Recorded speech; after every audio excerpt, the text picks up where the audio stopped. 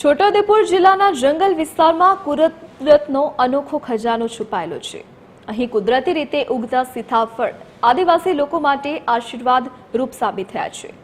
જંગલ વિસ્તારના ગ્રામજનો માટે સીતાફળ આર્થિક ઉપાર્જનનું સાધન બન્યું છે। જોઈએ અમારા આ વિશેષ અહેવાલમાં।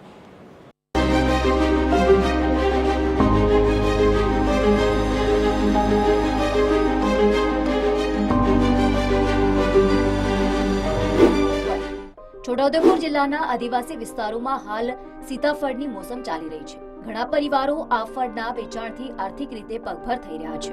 કુદરતના આ ઉપહારથી જંગલ વિસ્તારના ગ્રામજનો માટે રોજગારના નવા રસ્તા ખુલી રહ્યા છે।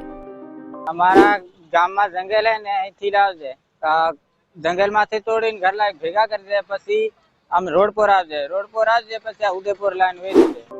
છોટાઉદેપુરના જંગલ વિસ્તારમાં વહેલી સવારે સ્થાનિકો ટોપલા સાથે પહોંચી જાય છે અને વૃક્ષ પરથી સીતાફળ તોડીને બજારમાં વેચીને જીવન નિર્વાહ કરે છે।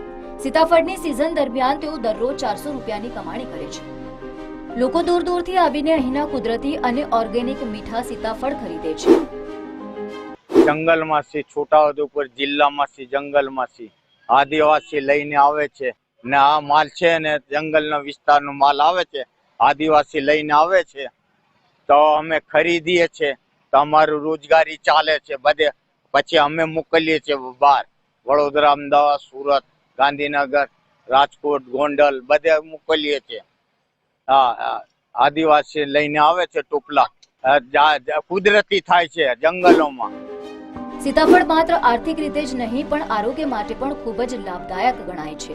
તેમાં વિટામિન સી અને ખનિજ તત્વો ભરપૂર હોય છે। સ્થાનિક લોકોનું માનવું છે કે કુદરતી રીતે ઉગેલા આ ફળનું સ્વાદ અને ગુણવત્તા અનોખી હોય છે।